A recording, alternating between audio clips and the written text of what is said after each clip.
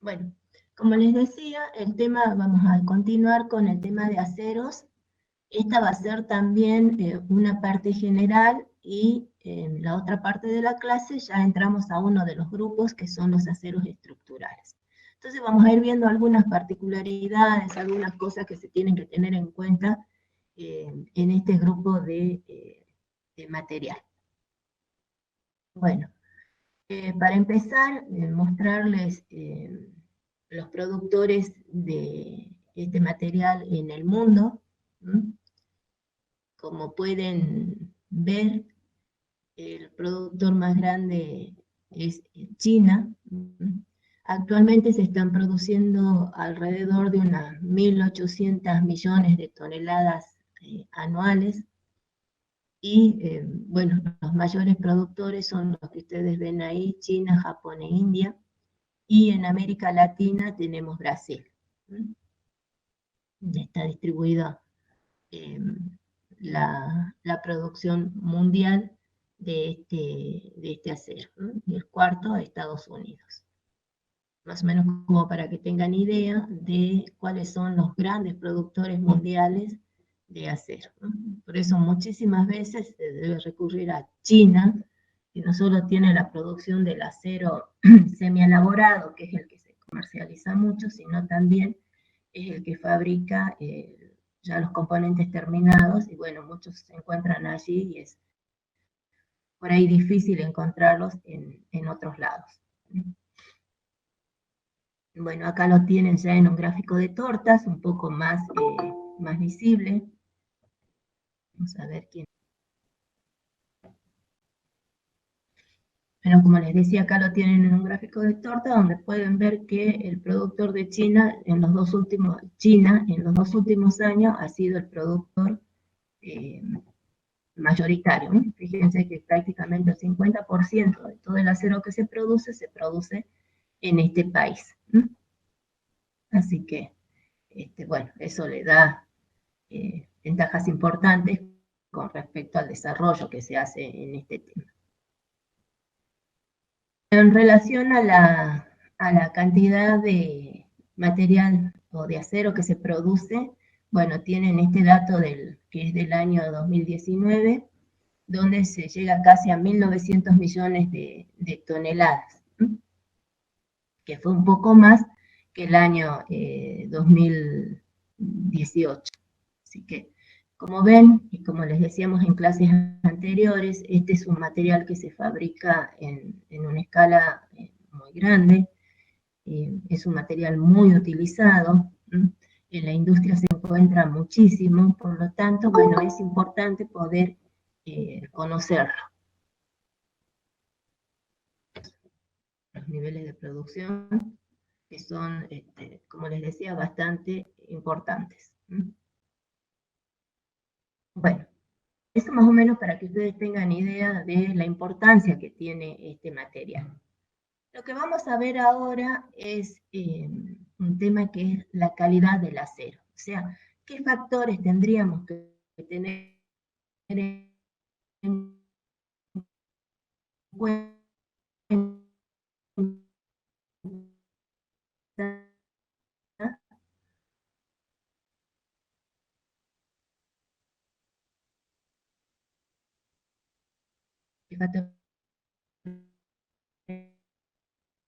que se inciden en que un acero sea de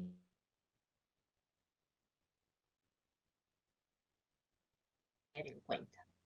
Estos, o sea, que son todos aquellos que están terminados en acerías y plantas de laminación o de forja. O sea, ahí, por ejemplo, van a venir en general todo lo que viene y se comercializa como perfiles y chapas. Entonces, para ir presentándoles, ya vamos a desarrollar cada uno de ellos. Por ejemplo, habría que tener en cuenta lo que es la composición química, el nivel de impurezas, el grado de limpieza, las propiedades mecánicas, el tamaño de grano y la calidad de microestructura. Esos serían como los básicos que se pueden controlar, ver y exigir en algunos casos. ¿Sí? Bueno, y después ya otros factores van a depender mucho del tipo de acero, si por ejemplo está destinado a un eje, si está destinado a un engranaje, a una herramienta de alguna maquinaria. En ese caso ya vamos a empezar a aumentar algunos factores donde se pueden llegar a pedir, por ejemplo, determinar el nivel máximo de nivel superficiales, se puede controlar si tienen defectos internos, se puede controlar si no viene con algún grado de carburación, o sea, si no ha perdido carbono en las superficies. El contenido de gases es importante porque, bueno, es bastante problemático, entonces se ponen máximos admisibles. Por ejemplo, en el caso del hidrógeno, es de 1 ppm. Y después, en algunos aceros se requiere también la homogeneidad química. Eso ya lo vamos a ir viendo según desarrollemos el tema. Pero, digamos, los que les nombré en primera instancia son aceros, son condiciones que necesitamos conocerlas para poder controlar si el acero está de una calidad aceptable. Siempre todo va a depender del componente al que estemos destinando el acero. O sea, hay cosas, por supuesto, de que no interesan tanto. De repente, si ustedes están destinando el material a la construcción, por ejemplo, de los muebles metálicos de oficina, bueno, de repente por ahí uno puede ser un poco menos exigente porque son piezas que no tienen grandes exigencias, no van a trabajar ni a temperatura, ni a tensiones importantes, ni nada de eso. Pero hay otras piezas que son importantes, que van a trabajar a alta temperatura, y entonces en ese caso se tienen que ser un poco más exigentes con los requisitos, ¿sí? Hay muchos componentes que en su servicio trabajan a temperaturas de 350, 500 grados centígrados, como nada, y además están sometidos a cargas. Entonces ahí ya hay que ser un poco más exigente con algunas cosas, ¿no? O con varias de estas cosas. Entonces, eh, vamos a ir desarrollando cada uno de estos temas, ¿no? Entonces vamos a ver en relación a la composición química. Ya dijimos en clases anteriores que la composición química es determinante en las propiedades del acero. O sea, esto es algo que se debe ser sumamente exigente y en la medida que se pueda se deben realizar controles sobre la composición química. Para eso hay distintas normas que establecen la composición química para cada tipo de acero. Yo ahí les puse algunas que son de las más conocidas o utilizadas, desde donde nosotros nos podemos guiar para ver cuál sería una composición química estándar de un tipo de acero. Esto lo vamos a desarrollar también un poco más el jueves, pero bueno, vamos presentando. Una de esas normas es la norma SAE, es una norma norteamericana. Esta fue creada por la Sociedad de Ingenieros de la Industria Automotriz.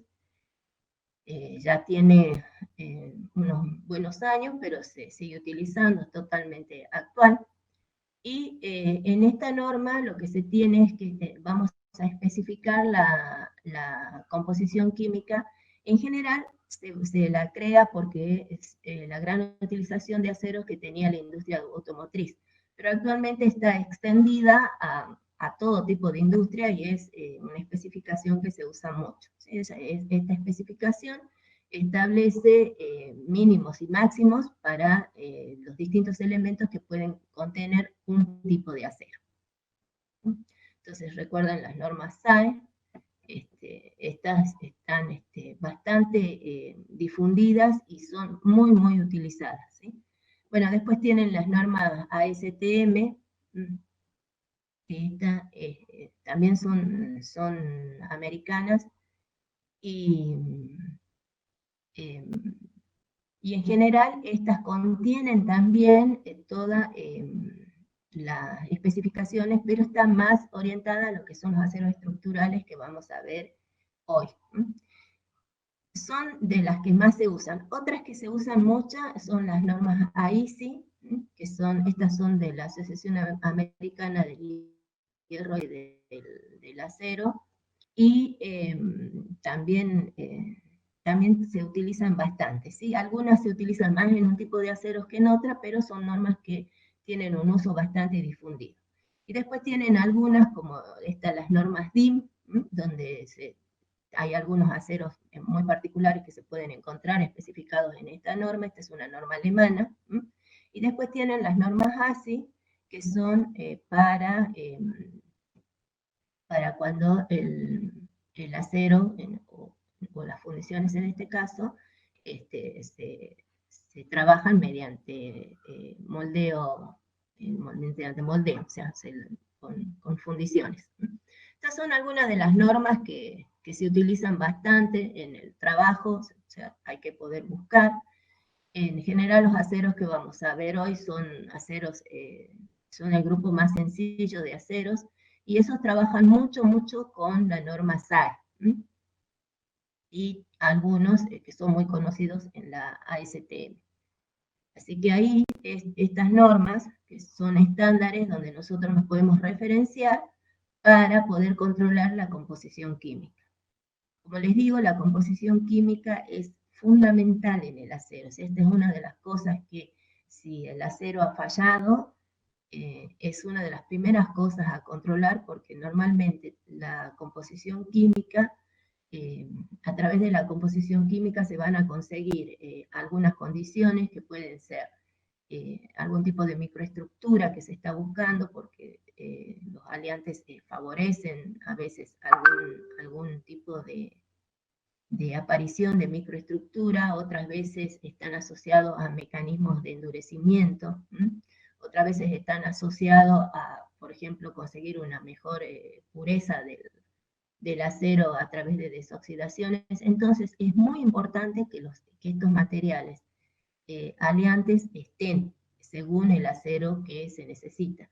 Como también es importante que en algunos aceros que son más simples no existan aliantes, porque a veces no tienen sentido que estén, porque le agrega costo y no hace a las propiedades. Entonces, pero en general lo que pasa es la situación contraria, ¿no? O sea, se requieren determinadas composiciones químicas con elementos que tengan un mínimo de composición en peso, y muchas veces no lo trae. Y eso hace que el acero termine comportándose de una manera diferente a la que uno espera en servicio. Entonces, uno de los factores determinantes para ver si el acero tiene la calidad que necesitamos es la composición química. Otro factor que juega bastante en la calidad de un acero es el nivel de impurezas. Habíamos dicho en clases anteriores que nosotros podemos distinguir dentro de los elementos que encontramos en la composición química de un acero. Podemos tener impurezas que eran elementos químicos que en general provienen del material, del mineral del que se obtuvo el acero, y que no pueden eliminarse totalmente. Se hace poner un máximo admisible, pero en general estos elementos que no se pueden eliminar y que quedan en el acero terminan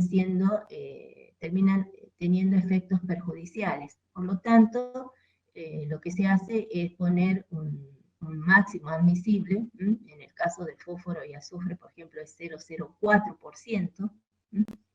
Se los trata de dejar muy bajitos, y eso se tiene que controlar. Controlamos también en la composición química. En general, las impurezas que se pueden encontrar son fósforo, azufre y silicio.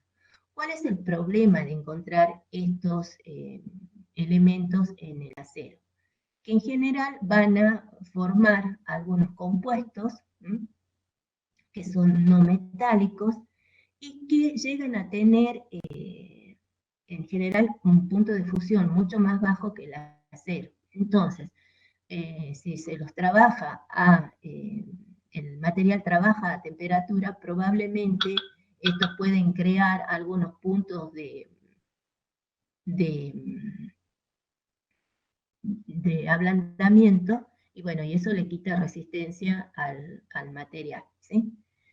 Por ejemplo, en el caso del fósforo, forma un fósforo de hierro, y un compuesto ternario que se llama estiadita. La estiadita es dura, entonces fragiliza el acero, pero a su vez tiene bajo punto de fusión, o sea que es problemática, ¿sí?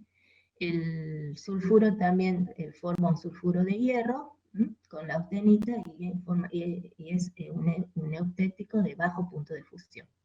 Estamos hablando de alrededor de, no para todos, pero como para que se den idea, alrededor de 900 grados centígrados. Entonces, por ahí eso ya afecta mucho, porque tengamos en cuenta que el acero tiene temperaturas de fusión mucho más altas.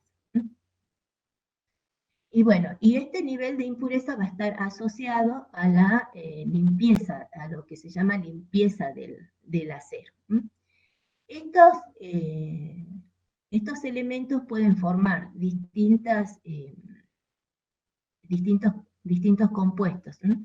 Entonces, en general van a ser silicatos, sulfuros, óxidos, y bueno, y acá el aluminio también, si se le permite formar y combinarse, puede llegar a formar aluminatos, que tienen la forma esta que ustedes, cada uno de estos tiene la forma que ustedes ven acá. Por ejemplo, los silicatos son así como unos hilos alargados, ¿sí? Los óxidos son redondos y los sulfuros son alargados, pero más gruesos y más continuos que los silicatos, ¿sí? Dependiendo de la cantidad de elemento, de la cantidad en la que el elemento esté presente en el acero, estos pueden ser, estos que son alargados, pueden ser de serie fina o de serie gruesa, ¿sí? Entonces van a ser más finitos o más gruesos, y van a ser más, y si son óxidos, por ejemplo, van a ser más chicos o más grandes, ¿sí? Y en la medida que sean más gruesos o más grandes, son más perjudiciales. Y eso va a ser posible que lleguen a ese tipo, a ese nivel de tamaño o a ese nivel de grosor si hay más material, o si hay más elementos. Por lo tanto, por eso el elemento tiene que estar muy limitado. Y como les decía, estos compuestos son compuestos no metálicos que van a estar inmersos en una matriz metálica que es el acero, y se van a comportar diferente y van a alterar las propiedades del acero, por lo tanto se tratan de que haya el mínimo posible. Como no se pueden evitar, lo que se hace es controlar la limpieza del acero, se controla qué nivel de estas inclusiones, ese es el nombre que recibe, tiene el acero. Esto, dicho de una manera, vamos a decir, doméstica y entre comillas, para que ustedes entiendan, viene a ser como la basura del acero. Entonces, nosotros podemos aceptar que tenga algo, pero si viene con un exceso de estas cosas, ya el acero puede llegar a ser inaceptable para el uso que estamos previendo. Entonces, esto está normado, la norma que se sigue es la ASTM E45, donde dice cuál es la cantidad de inclusiones no metálicas aceptables, y a su vez define los niveles de estas inclusiones en 1, 2 y 3, y determina qué niveles son los aceptables para que el acero sea un buen acero y pueda trabajar bien. Entonces, esto se puede controlar cuando nosotros preparamos la probeta. Lo que hacemos es, antes de hacerle el ataque químico, se la mira al microscopio y ahí se pueden ver las impurezas que puede tener, las inclusiones no metálicas que puede tener el acero. Se estudia antes del ataque, porque una vez que se ataca, el ataque es como que se las lleva, entonces no se las puede ver. Pero si no, se las puede ver perfectamente, se las ven como manchitas, y de acuerdo a la forma de la manchita, bueno, más o menos se sabe qué tipo de inclusión es y hay una forma de controlarla y ver si está cumpliendo con las condiciones que pide la norma esta que mencionamos. Entonces, nosotros tenemos una cantidad de elementos que son impurezas que van a formar inclusiones no metálicas que tienen que estar dentro de un nivel de aceptación para que el acero tenga calidad. Bueno, y otra cosa que se controla en el acero son los gases. Fundamentalmente vamos a controlar el hidrógeno. Con respecto al nivel de máximo de hidrógeno en el acero, bueno, hace unos años atrás se permitía entre 8 y 12 ppm y hoy en día se ha bajado a 1 ppm porque se sabe, digamos, que es bastante problemático para el acero que pueda tener el hidrógeno. Entonces, estas son cosas que se controlan y con un buen análisis químico vamos a ver primero qué cantidad de fósforo, azufre y silicio están presentes y con un análisis a microscopio vamos a poder ver cuántas inclusiones están y de qué tipo son. Eso, o sea, que esto es un factor que se puede controlar perfectamente. Bueno, otro factor a tener en cuenta son las propiedades mecánicas. Esto ya lo hemos visto, cuáles son. Así que de acuerdo al uso que tengan, bueno, estaremos pidiendo determinados niveles, por ejemplo, de resistencia mecánica, de tenacidad, en fin, de acuerdo al uso que tenga el acero. Hay algunas normas a las que podemos recurrir para esto y poder tener asociado un valor de propiedad mecánica a determinados aceros, ¿sí? Por ejemplo, las normas ASTM contienen algunos requisitos de propiedades mecánicas. Ahí nos podemos referenciar si nos hace falta. Hay unas normas también que son las británicas, las DIN y las ISO, que también son muy usadas en la parte industrial. Ahí también tenemos referencias de propiedades mecánicas. Y por ejemplo, hay una norma alemana que es la 17100. Ahí nosotros vamos a tener especificaciones técnicas de acero estructurales, ¿sí? Tanto en la composición química como en propiedades mecánicas. O sea que hay documentación referencial de donde podemos sacar los valores esperables de propiedades mecánicas y poder establecer en qué niveles tiene que estar el acero que buscamos.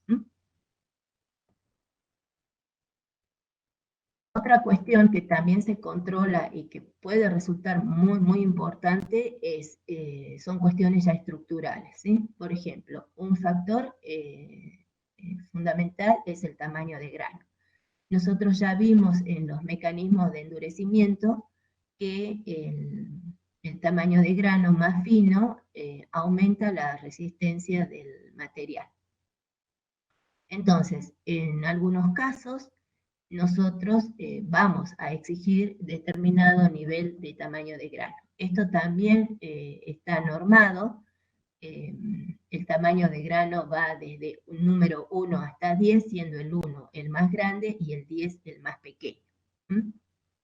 Entonces, normalmente un acero común anda alrededor de un tamaño de grano 7, 8, 6, 7, 8, que digamos que puede llegar a ser aceptable. En algunos casos, bueno, si tenemos mayor exigencias de resistencia mecánica, pediremos un grano más pequeño. Lo que ustedes tienen arriba, esto es el esquema que da la norma de tamaño de grano, y bueno, y así es como ustedes ven al microscopio, o sea que no siempre es directo, o sea, no es tan fácil por ahí de determinar, porque bueno, hay que delinear el grano en el microscopio y no va a venir tan perfecto como está el esquema este. Pero bueno, se hace, esto se puede trabajar también sin problema. Un método para saber el tamaño de grano es por simple comparación. Hay patrones gráficos, la norma trabaja con patrones gráficos, lo que pide es poner el microscopio a 100, entonces se mira el patrón y se mira a través del microscopio la muestra y por simple comparación se establece el tamaño de grano. Igual con el tiempo y con la práctica ya es como que uno tiene la imagen del tamaño de grano en la cabeza y ya con verlo por ahí uno se da cuenta si es un tamaño 6, 7, 3, como es más fácil. Vamos a hacer un ejercicio de esto el jueves, pero bueno, es la forma de hacer. Y cuando hay dificultades o no tenemos la norma, bueno, hay formas gráficas utilizando unas reglitas micrométricas donde se puede medir el tamaño de grano. Este es un factor importante. Otro que tenemos es la calidad en la microestructura, ¿sí? Nosotros podemos tener una microestructura muy prolija, bien lograda, y eso ayuda a la performance del material. En general, una premisa que se sigue es que el material, cuanto mayor homogeneización tenga en la distribución de su microestructura, mejor. Entonces, nosotros podemos tener algunas cosas como las que surgen acá, por ejemplo. Este es un acero de bajo carbono, donde la parte clara es ferrita y la parte oscura es perlita. Eso lo tienen en la clase del diagrama de hierro-carbono. Pero acá ustedes ven cierto alineamiento de esta fase que es la más oscura. Bueno, y esto es, por ejemplo, esta distribución de microestructura es perjudicial para el acero. Lo ideal sería que estas manchas estuvieran distribuidas y no se alinearan, porque es como que se juntan en un sector y eso, bueno, trae sus consecuencias en el acero. Entonces, esta, que se llama estructura en banda, es una microestructura que hay que evitar y que se ve mucho en el acero. Y otra cosa que nosotros vamos a encontrar en el acero muchas veces son microfisuras, por la fabricación, en general por el tipo de fabricación, por el proceso de elaboración, se ha llegado a microfisurar el acero, y bueno, eso pueden ser inicios de fisuras, sobre todo si el material está expuesto a cargas. Esas van a ir abriendo esas microfisuras hasta que se terminan uniendo y llegan a una longitud en la cual ya el material está en riesgo de romperse. Así que bueno, no solo es el tipo de microestructura que sí o sí se tiene que controlar, porque nosotros podemos tener un tipo de microestructura para cada tipo de acero según el uso que se le va a dar. No es lo mismo la microestructura que tiene, por ejemplo, un acero que está destinado a el álabe de un ventilador exhaustor, por ejemplo, a el acero que está destinado al eje que mueve ese ventilador. Tienen distintas microestructuras, ¿sí?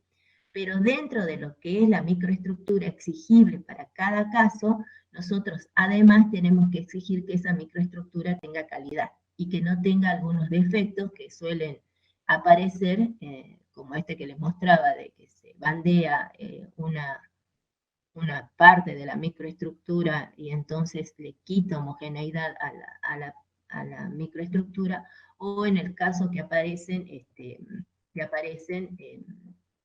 fisuras. Y ni hablar si no es la microestructura que corresponde. Pero suponiendo que sea la microestructura, aún así hay que controlar la calidad que ésta tiene.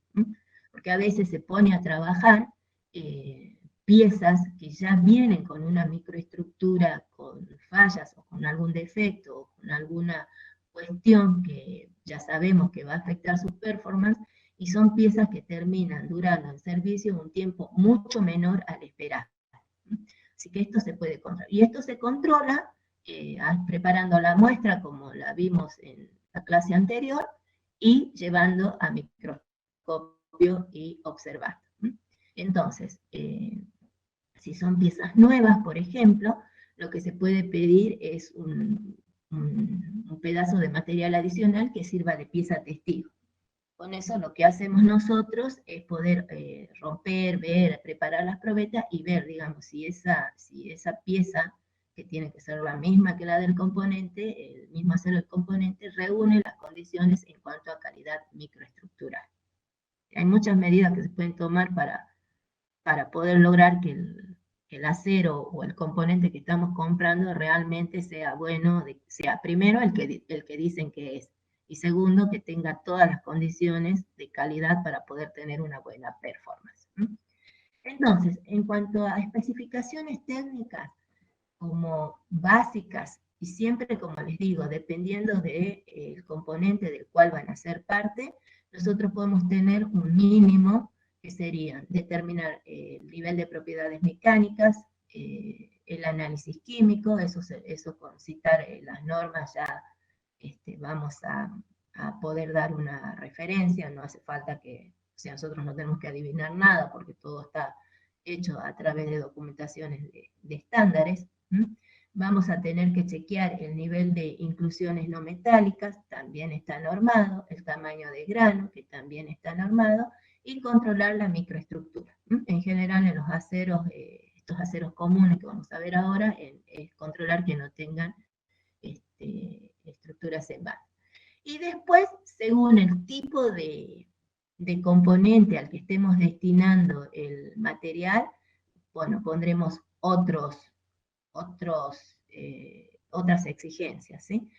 Por ejemplo, para un eje es fundamental que no tengan microfisuras internas, porque eso hace que la performance del material reduzca un montón.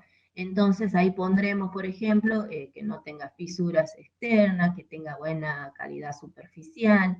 Si es una pieza que está destinada a una herramienta de una máquina, como un torno o una fresadora, se puede pedir, por ejemplo, homogeneidad química, y hay una serie de factores que nosotros podemos pedir o aumentar en la especificación técnica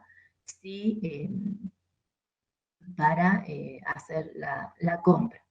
De todas maneras, también es importante que cuando se ponga una especificación técnica, se tenga la capacidad de control, porque también hemos visto muchas veces que hay especificaciones técnicas muy bien hechas, pero reciben siempre y no controlan. Entonces, por ejemplo, por más que ustedes les pidan una composición química que sea muy adecuada para el componente cuyo acero están controlando, pero si nunca le hacen un check análisis a eso, es al vicio, digamos, que ustedes tengan buenas especificaciones si después no se controla. O sea, eso también lo hemos visto muchas veces, que se hacen especificaciones y bueno, después lo mismo mandan cualquier cosa y se recibe porque no se realizan los controles. Entonces, eso también hay que ir a una cuestión de equilibrio, como siempre, y ver qué es lo que se puede poner para que realmente se vaya a controlar. Por ejemplo, si ustedes van a poner las propiedades mecánicas, un montón de propiedades mecánicas, pero no hay forma de que lo controlen, es preferible poner solamente dureza, por ejemplo, que es fácil de controlar, porque eso se hace con un durómetro portátil, es rápido, y eso ya nos va a orientar y a través de tablas uno puede buscar cómo está de tensión de fluencia, cómo está de tensión máxima o de alargamiento, que es normalmente lo que se pide, y a través de eso controlar. Entonces, cuando se elaboran las especificaciones técnicas hay que tener en cuenta de tratar de pedir con valores y factores que nos permitan tener un buen acero, pero que también esos factores o esas condiciones que estamos poniendo en la especificación técnica puedan ser controlables, que estén a nivel de control. Y esto muchas veces no es tan complicado, porque sobre todo las empresas pequeñas se complican mucho, porque a veces no son controles que sean baratos. Pero a veces, por ejemplo, si tienen un nivel importante de compras, pueden quedar al cargo del proveedor o se pueden pedir certificaciones al proveedor. Entonces, bueno, hay formas en que nosotros podemos controlar el material y los costos no necesariamente quedar en la empresa propia, digamos, donde se está trabajando. A veces hay empresas muy grandes que venden grandes volúmenes, que, bueno, ellos mismos hacen los controles, así que se pueden pedir toda esa documentación y de esa forma uno tiene alguna referencia de que el material cumple. Y cada tanto se puede hacer un control por algún laboratorio de terceros y que controlen estas cosas. Entonces, a la medida que eso es sistemático y el proveedor sabe que está controlado, bueno, también se va aportando mejor. Eso también, digamos, hay muchas formas en que ustedes pueden conseguir que esto se controle sin que necesariamente los costos queden asociados a la empresa, sobre todo si es pequeña. Ahora, si es grande, bueno, normalmente recursos hay, entonces está bueno, digamos, realizar cada tanto un control de lo que se está poniendo.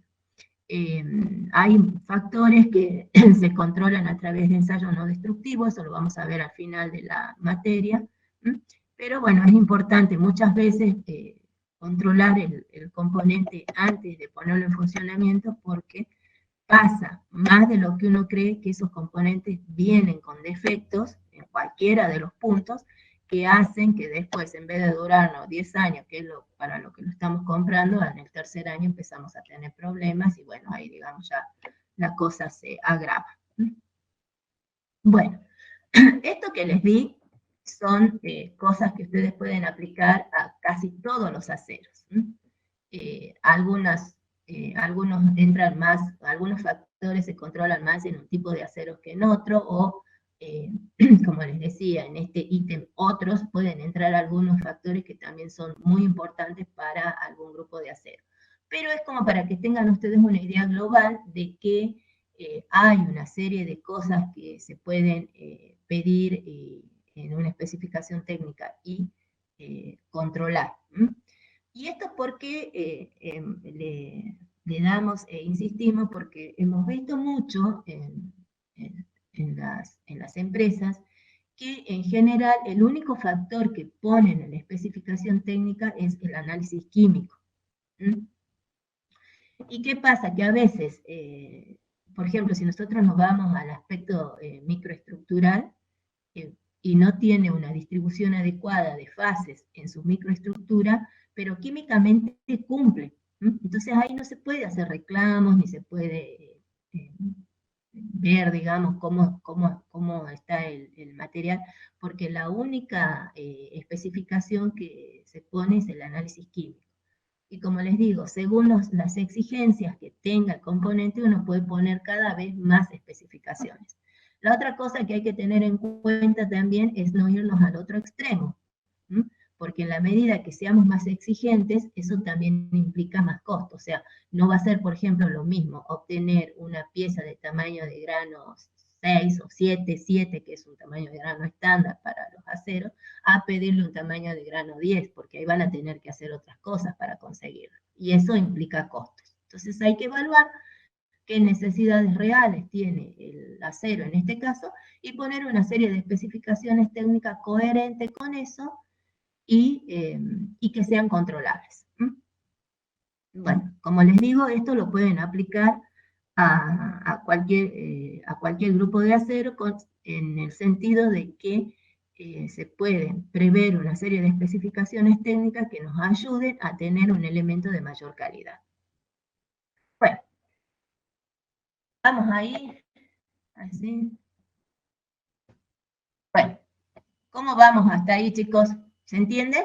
¿Alguna duda? ¿Estamos bien? Bueno, el jueves, cuando vamos a hacer una práctica donde vamos a resaltar un poquito más la parte microestructural para que ustedes la entiendan y vamos a ver si podemos hacer alguna parte de especificaciones. Bueno, sigamos entonces.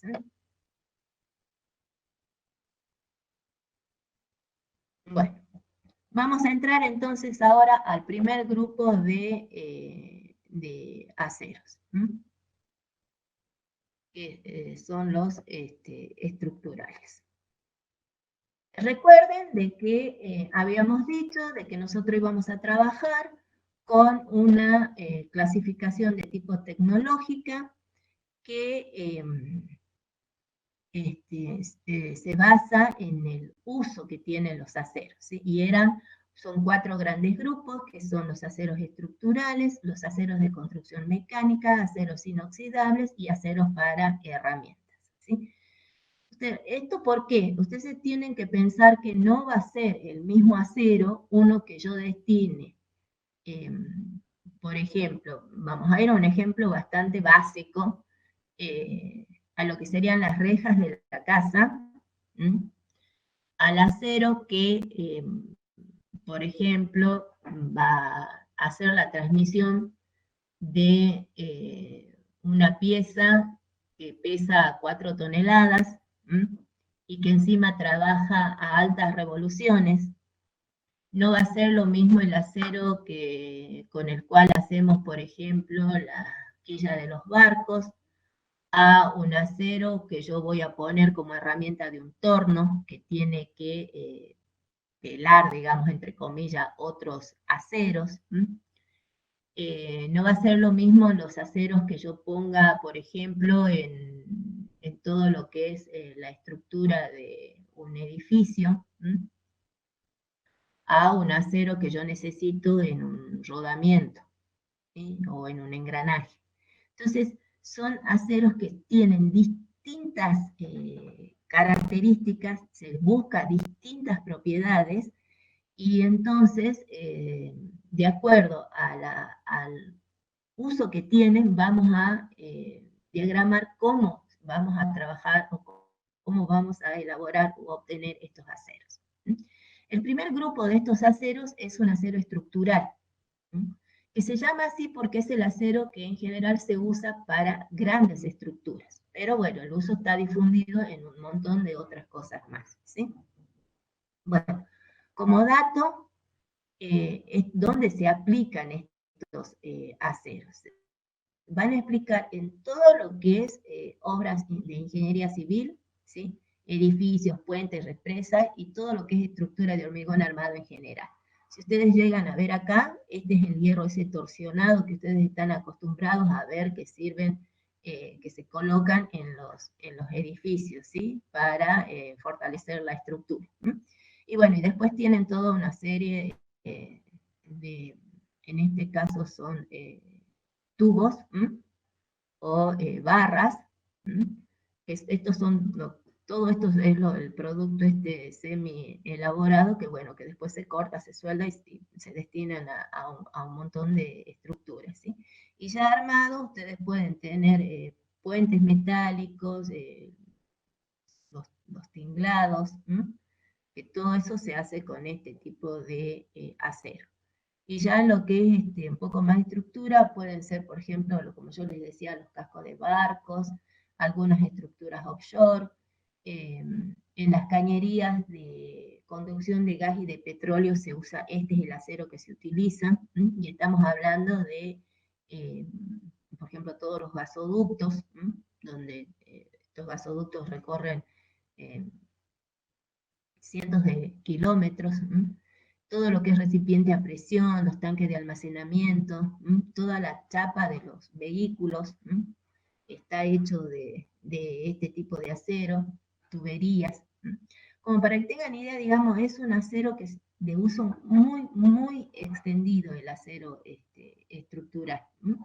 Y es entre todos los aceros el más simple, tanto en su elaboración como en su composición química, como todo el diseño que tiene de elaboración, que ahora lo vemos.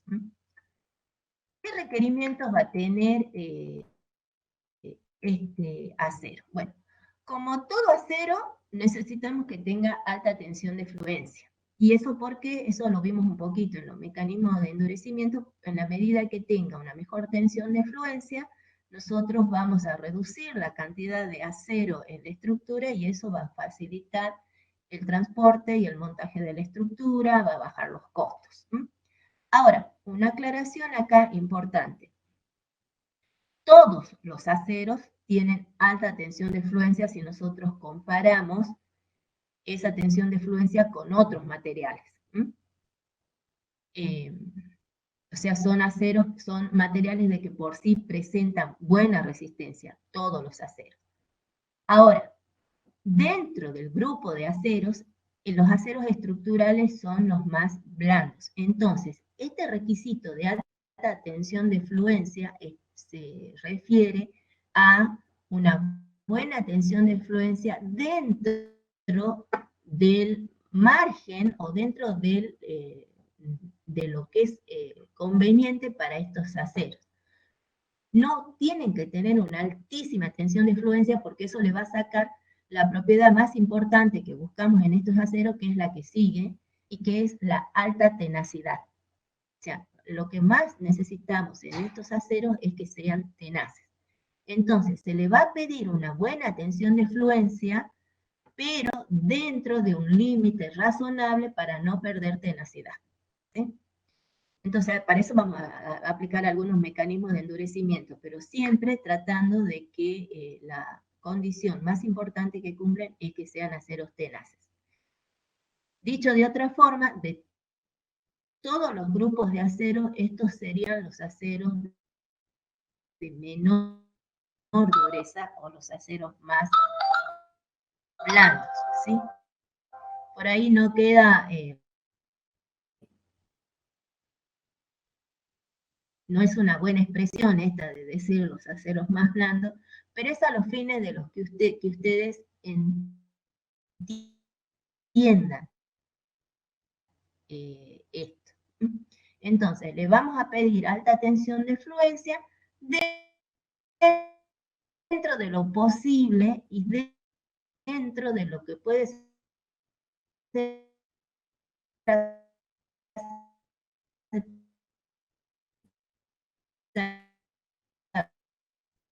para este grupo de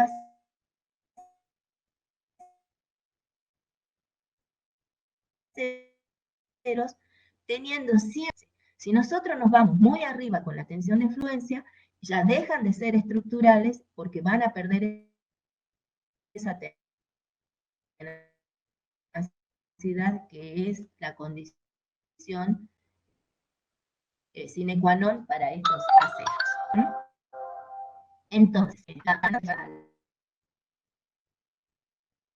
la resistencia general significa, ustedes saben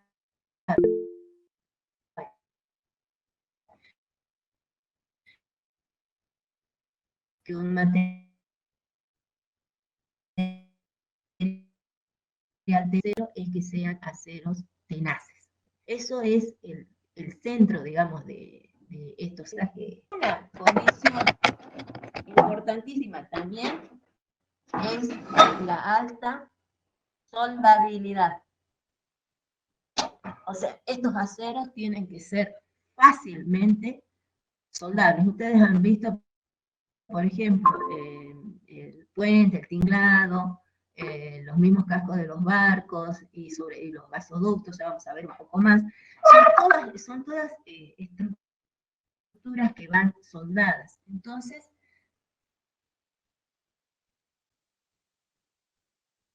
se requiere que tengan bajo carbono.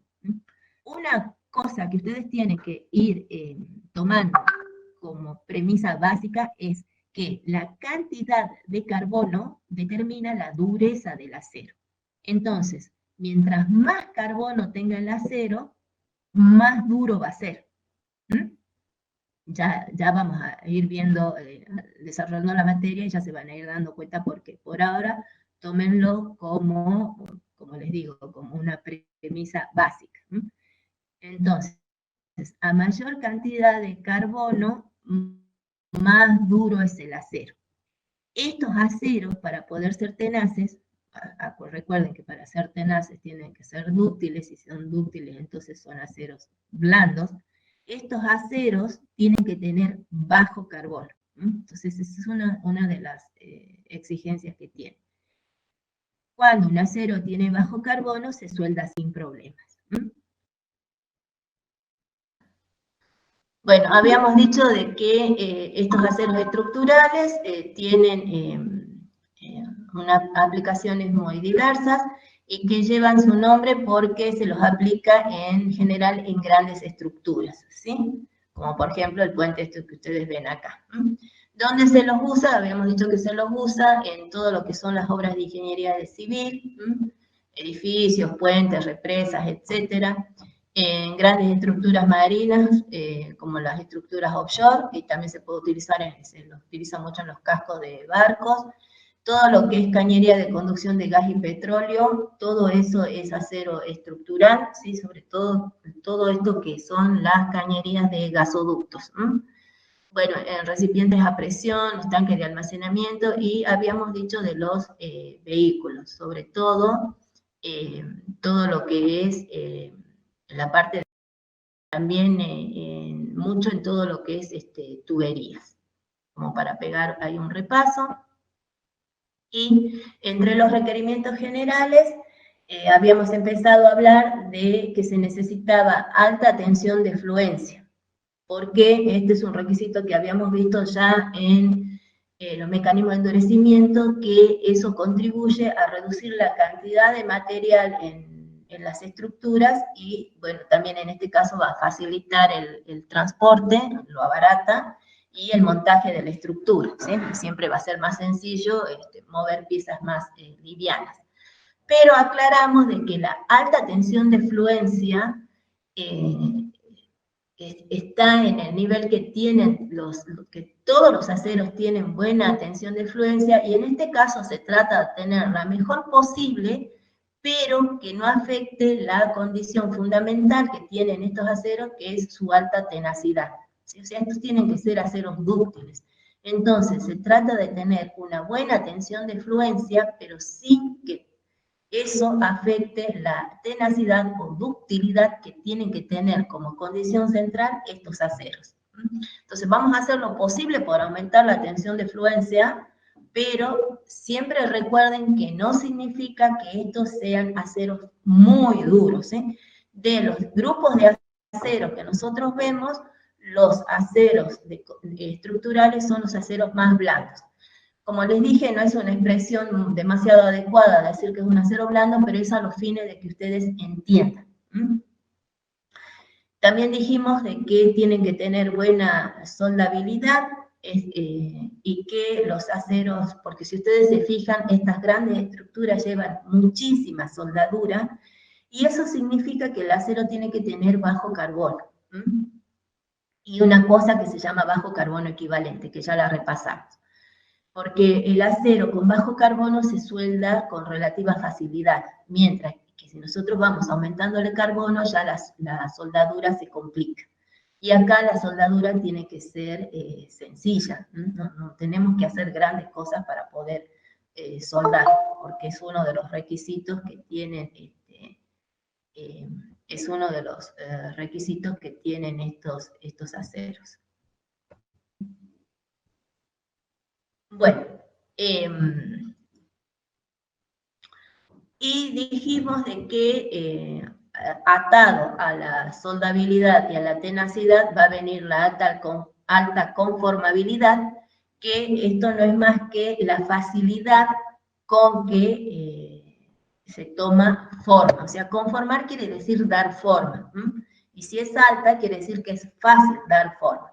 Y el ejemplo más típico para esto es el estampado, por ejemplo, de la puerta de los vehículos, donde se coloca una chapa sobre una matriz y a través de una presión que se hace, se obliga a la chapa a tomar la forma de la matriz. Y eso tiene que ser fácil de hacer. Entonces, estos aceros tienen que tener alta conformabilidad. Y un último factor que habíamos nombrado era el bajo costo, porque como son estructuras importantes las que tienen este material, la incidencia del costo también es importante. Entonces hay que ver que los procesos de elaboración y todo lo demás permita tener un acero de bajo costo. Esto habíamos dado como requerimientos generales. ¿Sí? Bueno. Esta la habíamos, acá me quedé, chicos. En esta diapositiva, ¿es para dar más detalles o no? Requerimientos generales. A ver, veamos. Entonces, toda esta que ver, entonces la llevé muy rápido. Pero bueno, se entendió, ¿no? O sea, nosotros necesitamos que tenga una buena tensión de fluencia, pero no lo suficiente como para que nos quite la tenacidad, que es la propiedad central de estos aceros. Que tengan alta tenacidad es importantísimo. Y ustedes ya saben que eso es porque cuando son aceros tenaces, que implica que sean dúctiles, van a tener un comportamiento donde presentan buena deformación antes de romperse. ¿Mm? Y entonces nosotros necesitamos que esa condición es muy importante. O sea, acá lo que vamos a evitar es que tengan ese comportamiento frágil que hacen que el material se rompa sin previo aviso. Bueno, y como les digo, tenacidad, soldabilidad y conformabilidad van todas atadas, son propiedades que van todas juntas. O sea, si es una cosa, es otra. Y eso es lo que expresa esta diapositiva que tenemos acá, que un acero estructural tiene que ser tenaz, y si es tenaz va a ser dúctil, va a ser resistente al impacto, va a tener plasticidad, o sea, va a tener un buen alargamiento, va a ser conformable y va a ser soldable, ¿sí? O sea, todas estas propiedades vienen atadas unas a las otras. O sea, son propiedades. Si tiene una, tiene la otra.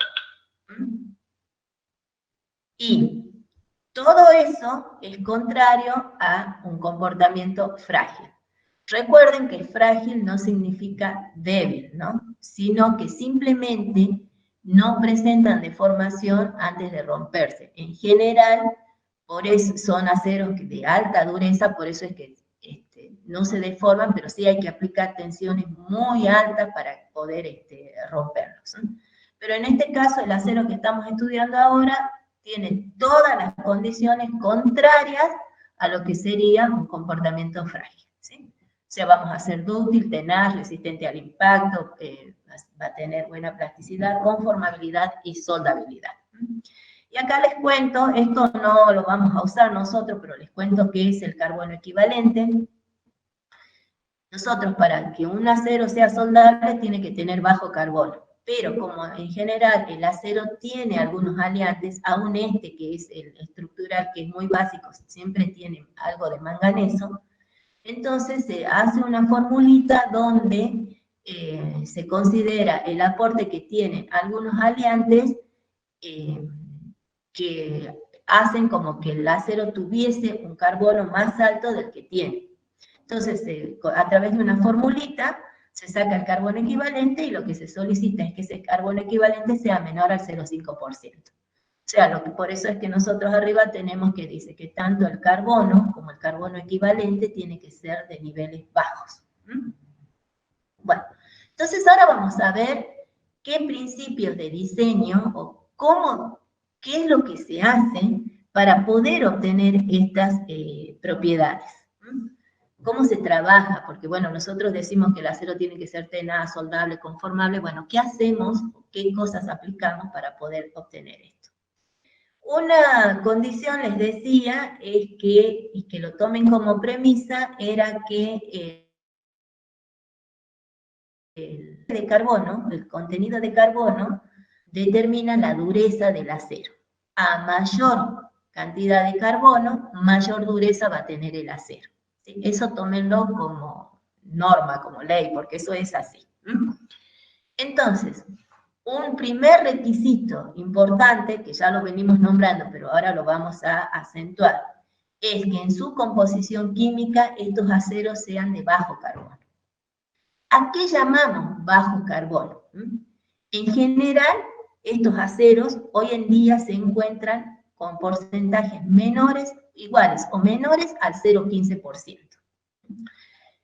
En alguna bibliografía ustedes pueden encontrar que los aceros estructurales llegan a 0,20, en alguna otra les van a dar hasta 0,25. Eso era hace unos años atrás. Hoy en día lo que hay en plaza normalmente no pasa el 0,15%, o sea, se trabaja mucho con chapas de 0,10, o sea, con material de 0,10 y de 0,15%. Esos son más o menos los dos porcentajes que se encuentran hoy en día en el material que hay en el mercado, ¿sí?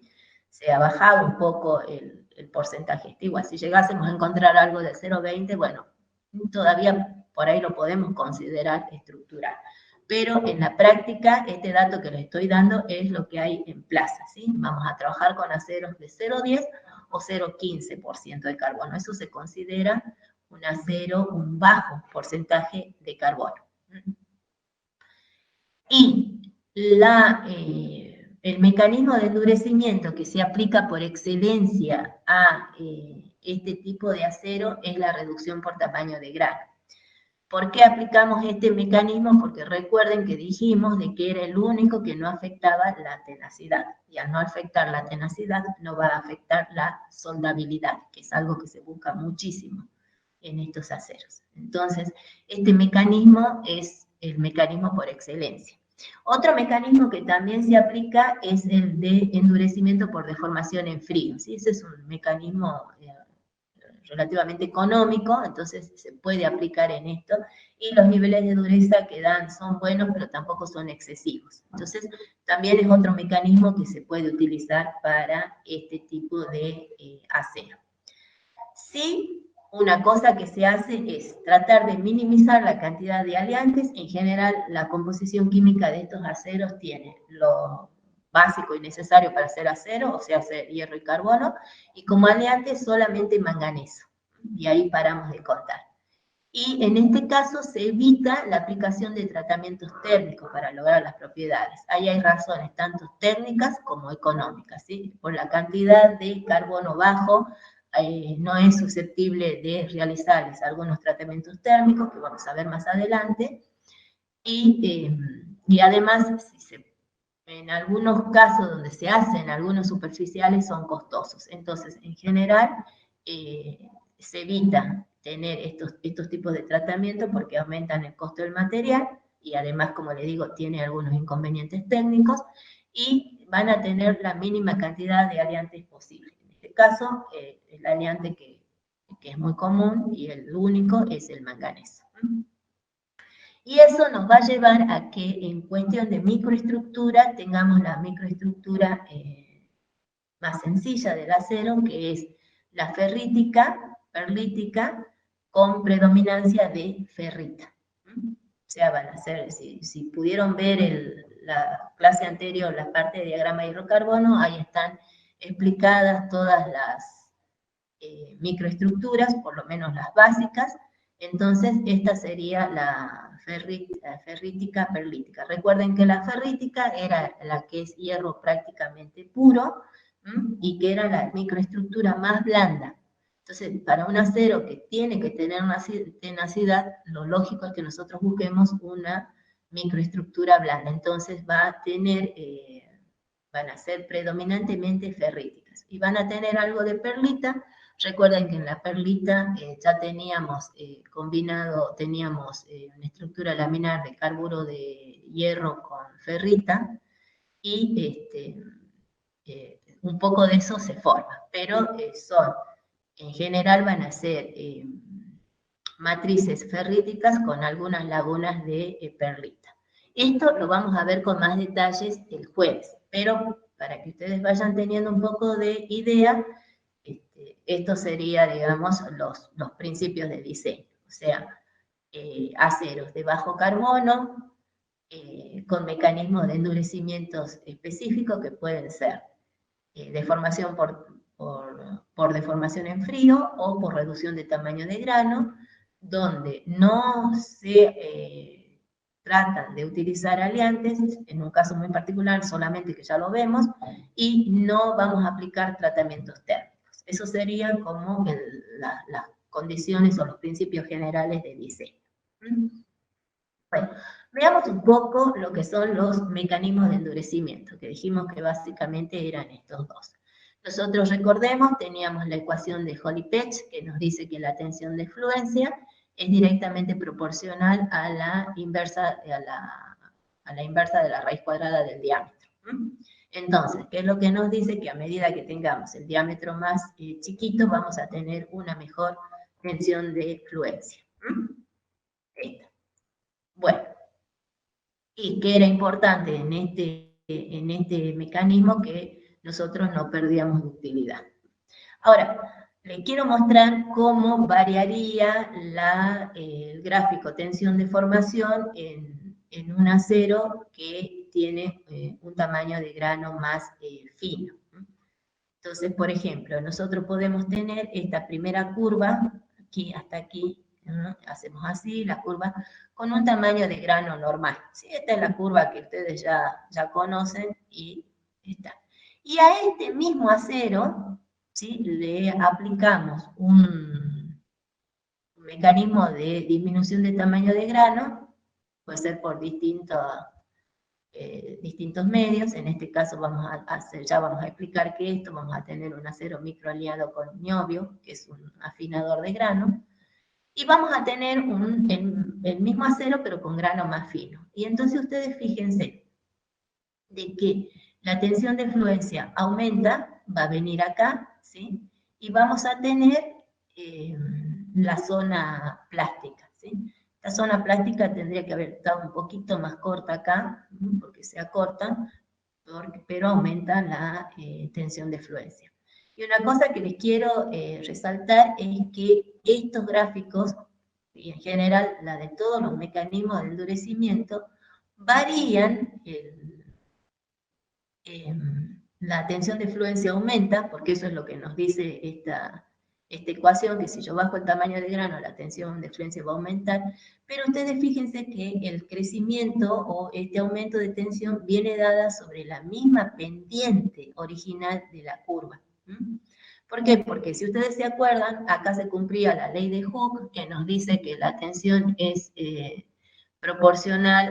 es igual al módulo de Young por la deformación, y el módulo de Young viene a ser la pendiente. No sé si se ubican, sino después miren un poco la fórmula y se van a dar cuenta, ¿sí? Entonces, y el módulo de Young depende de las uniones internas del material, que eso no se modifica, entonces el módulo de Young no cambia. Por lo tanto, gráficamente, la pendiente tiene que mantenerse.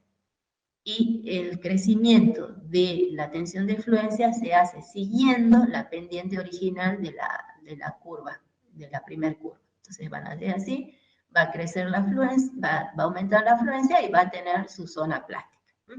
Entonces esto sería el efecto que le produce el afinamiento de grano. De forma similar, si yo tengo un material en un estado 1 con un porcentaje de deformación en frío y le aumento esa deformación en frío, aumentándole el porcentaje de deformación, por ejemplo, a un 20, va a pasar lo mismo. Yo voy a tener una tensión de fluencia en el primer estado y una tensión de fluencia en el segundo estado, que aumenta, porque al endurecerse el material, la tensión de fluencia aumenta, y ese aumento se va a hacer siempre siguiendo la pendiente, porque estamos en la zona elástica, donde se cumple la ley de Hooke, y la pendiente viene a ser el módulo de elasticidad o módulo de Young, y ese se conserva. Entonces, esta es la forma de variación paramétrica que ustedes pueden ver gráficamente de cómo va a aumentar la resistencia mecánica en estos aceros con este mecanismo de endurecimiento.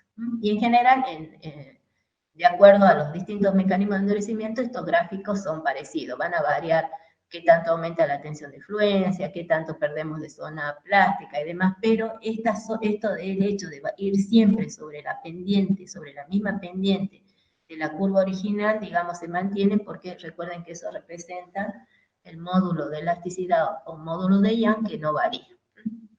Y bueno, y lo que tenemos acá, ya lo habíamos visto en la parte de mecanismos de endurecimiento, donde nosotros a un tamaño de grano menor lo que teníamos era un corrimiento de la curva de resistencia al impacto hacia la izquierda, bajando el valor de la temperatura de transición, y en ese caso lo que pasa es que nosotros tenemos una mayor zona de comportamiento dúctil. que de esa forma se favorecía. Esto tipo de repaso, ¿sí? Entonces, acá no le vamos a aplicar otros mecanismos, por ahí se aplica en algunos casos, pero en forma superficial, y todo eso, por eso no se los quiero dar, algo de solución sólida y demás, pero digamos los que se aplican en forma general y mayoritaria son estos dos. Por ejemplo, el hierro torsionado que ustedes conocen de construcción, que es ese que viene como estriado, nosotros lo tenemos acá. Este hierro, no sé si lo llegan a ver, este hierro, que ustedes esto lo ven siempre en las construcciones, ese hierro, que se llama hierro torsionado precisamente, se endurece a través de deformación en frío.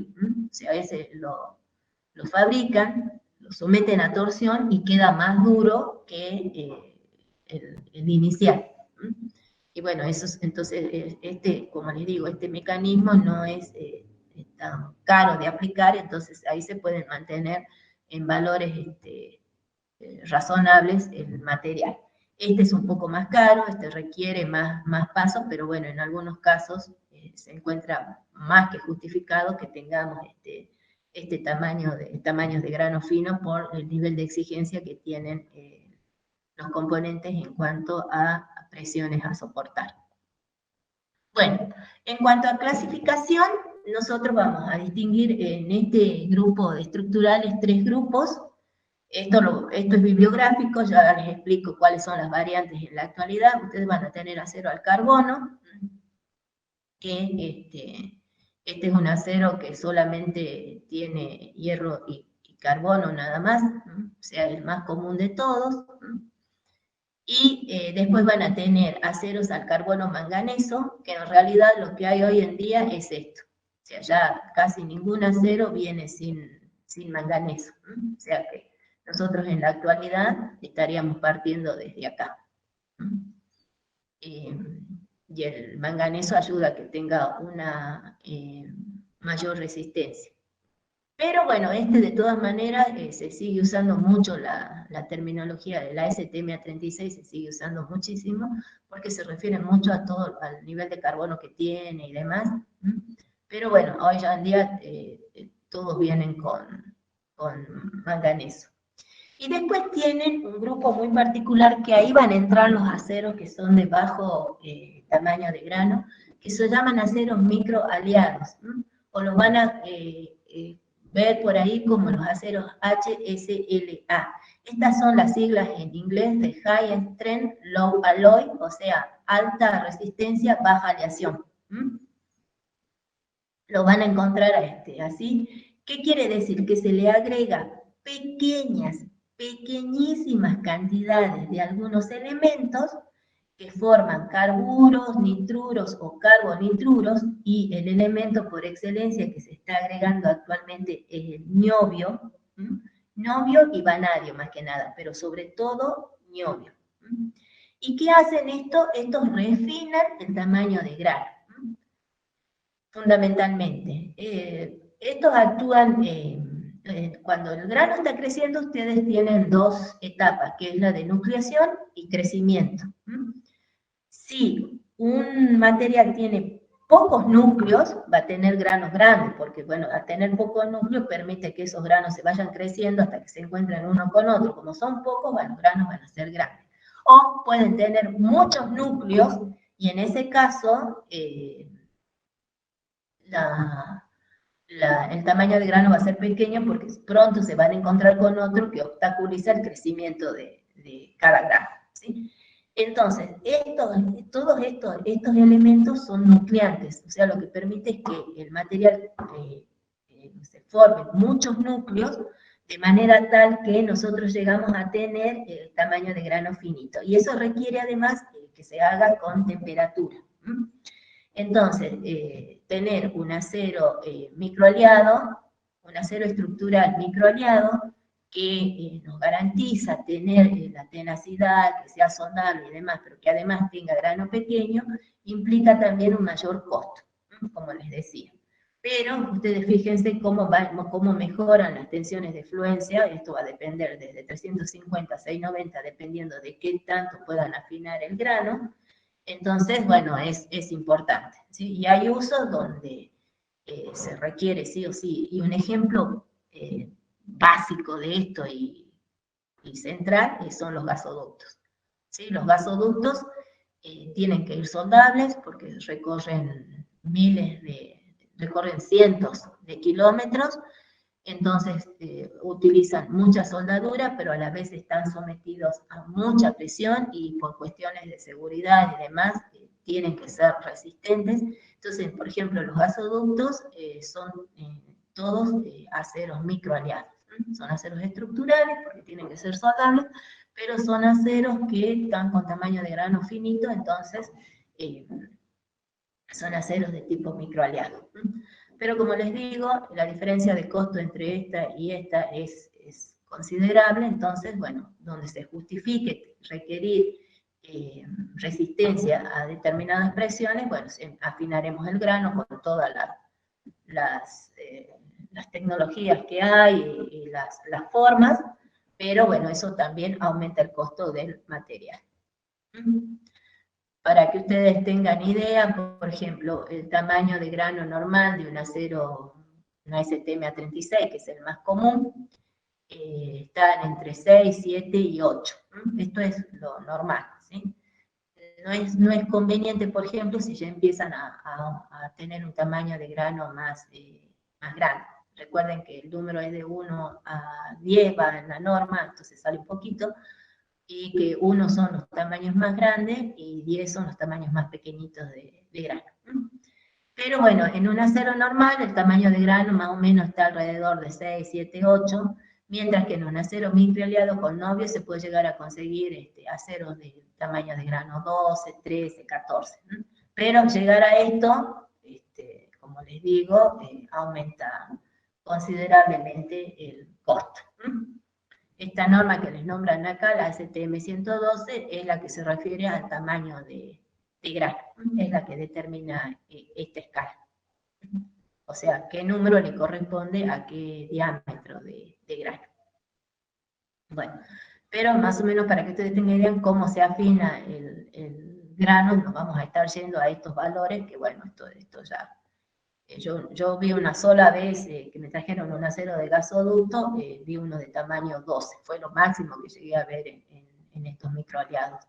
Pero bueno, se pueden manejar como para obtener tamaño de grano más finito y eso hace que tengan mucha mejor resistencia mecánica, ¿no? Con lo que, bueno, se espera que sean mucho más seguros, como les decía, en el caso de los gasoductos.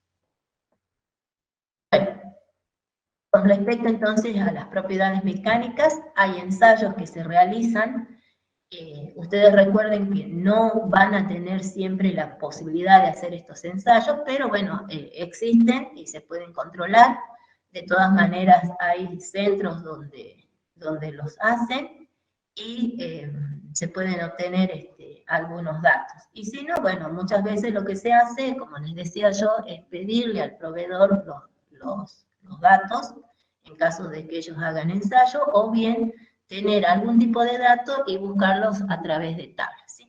En el caso de resistencia mecánica, que ustedes saben que cuando hablamos de resistencia mecánica estamos hablando de tensión de fluencia, alargamiento y resistencia máxima, o sea, los factores que salen del gráfico tensión-deformación, o de lo que es lo mismo del ensayo de tracción.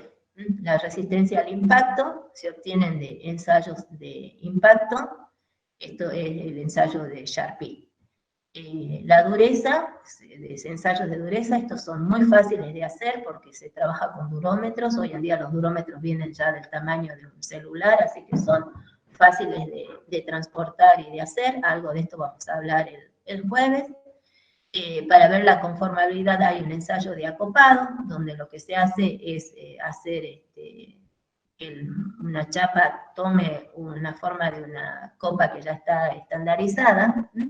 Y después hay un ensayo de tenacidad a la fractura, donde el material se ensaya ya con una fisura inicial y lo que determina este ensayo es qué tanto aguanta el material cuando ya viene con una falla, que en este caso es una fisura. Entonces, este ensayo tiende a ver la estabilidad de las fisuras. Y esto se hace porque normalmente el material es muy difícil que venga en un estado perfecto, entonces hay que ver, digamos, si tiene una fisura pequeña, si realmente afecta o no, bueno, eso se puede trabajar. Entonces, más o menos estos serían las propiedades y estos serían los ensayos con los que se pueden controlar esas propiedades. Como les digo, si ustedes están trabajando en una fábrica, no van a tener infraestructura para hacer estos ensayos, tal vez de dureza sí, porque como les digo, esa es fácil, pero pueden pedir valores a al mismo proveedor, tal vez, si es fabricante, y si no, pueden ver la forma de buscar algunos de estos valores a través de tablas. Y normalmente, bueno, ya hay muchísima información en bibliografía como para que uno pueda encontrar y en general la selección no va a estar a cargo de ustedes, eso lo tiene que hacer un experto, pero sí ustedes tienen que estar en condiciones de entender, por ejemplo, si se les acerca una especificación técnica, tienen que estar en condiciones de entender, por ejemplo, si el valor de resistencia mecánica es adecuada, si el acero está, tal vez analizar una composición química, que son cosas que son accesibles, porque yo las converso y las charlo en general con los ingenieros en las fábricas, y al hecho de tener, digamos, formación técnica les permite entender. Entonces, estas son cosas que ustedes, llegado al caso, pueden llegar a entender. Tal vez no la van a poder formular, elaborar o determinar, digamos, cuáles serían los requisitos, pero sí entender qué significan y cómo se pueden controlar. Que eso, digamos, es el objetivo que nosotros tenemos, de los conocimientos que ustedes tienen que tener en cómo se manejan o se gestionan problemas relacionados con los materiales de los componentes industriales. Bueno, acá les muestro, ya que estamos hablando de porcentajes de carbono y todo eso, otra variante que tiene la curva esta curva de resistencia al impacto. Esta es la que nosotros presentamos y conocemos, que es para un acero estructural, precisamente, fíjense, el nivel de carbono está alrededor del 0,11, ¿sí? Nosotros dijimos que 0,10, 0,20, entre 0,10 y 0,15 más o menos están los aceros estructurales. En plaza van a encontrar 0,10 y 0,15. O sea, no se hace 0,11, 0,12, 0,13, ¿no? Porque ya saben de que una cosa es la bibliografía de escritorio y otra cosa es lo que la empresa hace. O sea, no van a hacer un acero 0,11%, por ejemplo, hacen directamente el 0,10% y ese es el que se comercializa. Pero bueno, acá en el gráfico está este 0,11, que sería el estructural. Estos tienen este comportamiento que nosotros ya lo conocemos, pero mostrarles acá que a medida que nosotros aumentemos la cantidad de carbono, como ya dijimos que los aceros con mayor carbono son más duros, fíjense ustedes también que van a tener menor absorción de energía al romperse. A medida que tengan mayor cantidad de carbono van teniendo menos absorción de energía. Fíjense que este 0,8 tiene una curva bastante achatada, porque hay poca diferencia entre lo que absorbe a alta temperatura y lo que absorbe a baja temperatura. Eso es porque están cada vez más duros, entonces van mostrando un comportamiento más frágil, y por lo tanto se deforman poco y absorben poca energía. Entonces así va variando la curva a medida que nosotros vamos aumentando carbono al acero. Un acero estructural tiene la curva típica que ya conocemos, ¿sí? Pero no obstante eso, también tiene su temperatura de transición a partir de la cual va a cambiar su comportamiento frágil. Pero en el caso de un acero estructural, esa temperatura de transición es bastante baja, ¿sí? O sea que da un buen margen donde nosotros podemos trabajar con el comportamiento dúctil que ya sabemos que este material tiene. Bien. Bueno, por último, mostrarles algunas estructuras o algunos usos de este acero. Bueno, algo tan básico como un tinglado. Todo el hierro que se trabaja ahí es acero estructural. Los puentes metálicos son aceros de tipo estructural. Como les decía, todos los cascos de los barcos son de aceros estructurales, estos se trabajan a través de chapas que van soldadas, imagínense la cantidad de soldadura que tienen, así que se necesita que tengan esa condición de ser soldables. Los gasoductos, fíjense que estos son los gasoductos que transportan gas desde la planta hasta una distribuidora, ¿no? Son gasoductos que recorren, como les decía, en general cientos de kilómetros. Y bueno, no hay tubería de esa longitud. Entonces, todos estos tubos van soldados. Entonces, necesitan tener una buena soldadura. Y además, como estos transportan fluidos a presión, y además tienen toda la presión del entorno, entonces necesitan tener buena resistencia. Entonces, en este caso, estas chapas son, por ejemplo, en general son aceros HSLA, que se ponen, pero son estructurales, para que ustedes vean ahí cómo están. Para darles ejemplos, digamos, de uso en la industria, por ejemplo, todos los cascos de los hornos, en este caso son hornos rotativos, son de aceros estructurales. Adentro irán con algún refractario, cosas que ya vamos a ver, pero los cascos son aceros estructurales. Y también como un ejemplo, la aplicación industrial, por ejemplo, esto que tienen acá ustedes es un ventilador exhaustor, o sea, un ventilador que extrae gases en este caso es de un sistema en la parte de producción de clinker de cemento. Todo lo que es el ventilador es estructural, tanto el ventilador, los álabes, todo, ¿no? Los ductos estos de extracción también son de estructural, mientras que el eje que mueve este ventilador, que tiene 4,5 metros de diámetro, ese ya es de otro acero. Pero, a modo de ejemplo, en la parte